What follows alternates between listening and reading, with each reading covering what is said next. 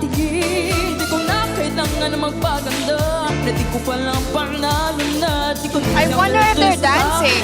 I think they are. Malamang feeling. Yeah. Parang girl group. Yeah. Ako na magiging ako na aking ginusto.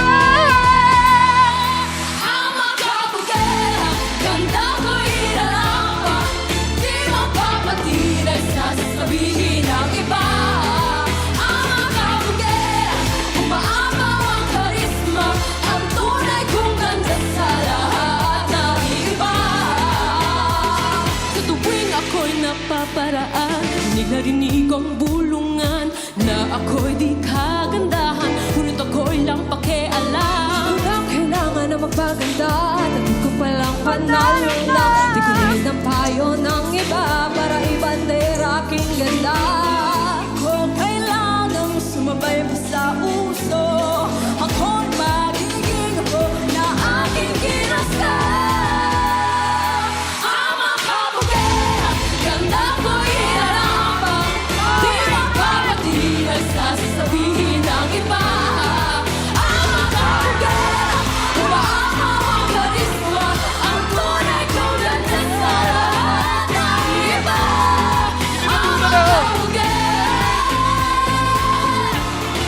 ang makapagera, ang makapagera.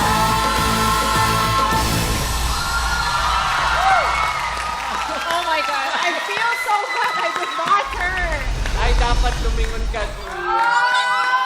Dapat umikot ka. Oh my Oh, yung isa luminto pa.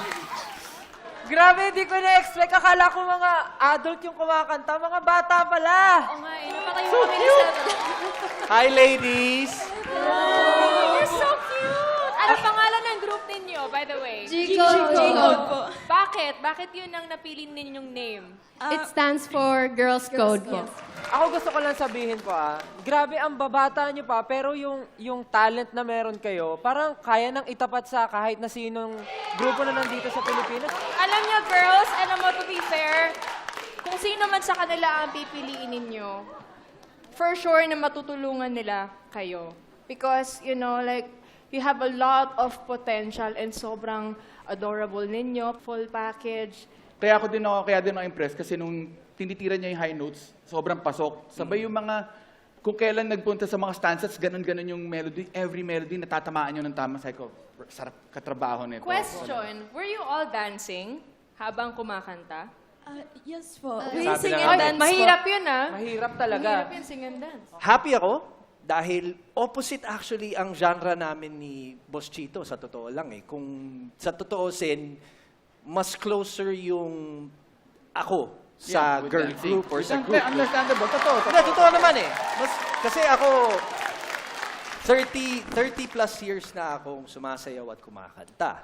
So that's my, kung bagay yun yung may aambag ko sa inyo. Kaya lang, pag ito ang pinili nyo, malawak ang utak nito. And ito isa sa pinaka-henyo sa industriya natin. Totoo yan.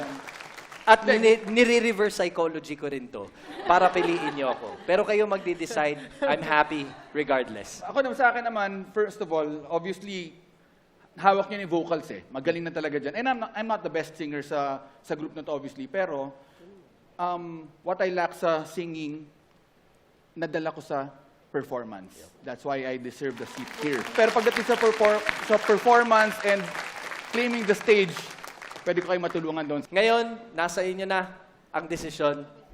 Sino ang coach na Ito lang yun, mas mabait ako kaysa kay Coach. Mas mabait ako.